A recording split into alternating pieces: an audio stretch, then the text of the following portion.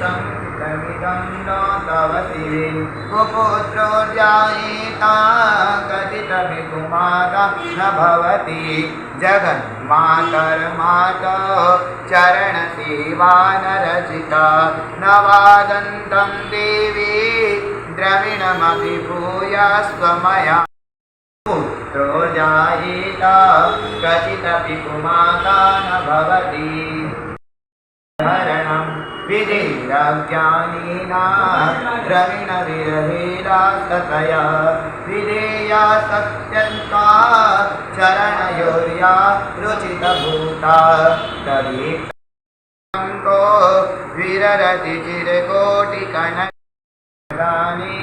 विगता न जाने मूढ्रस्ते तदपि च न जाने विलिपनं पुत्रोर्जायेता कथितपि कुमाता न भवति परित्यक्त्या देवा विविधसेवा कुलदया मया पञ्चातीते रधिकमपि नीते को वयसि इदानीं माता यदि कृपानापि भवति निरालम्बो दरजननिकं यामि शरणं सपाको जलपाको भवति मधुपाको।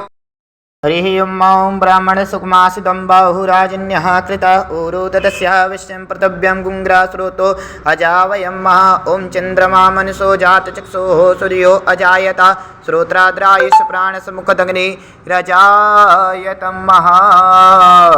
हरि ॐ दीपज्योति परब्रह्मा दीपज्योति जनार्दना दीपोरस्तु विपाप साध्य दीपो नभोस्तुते।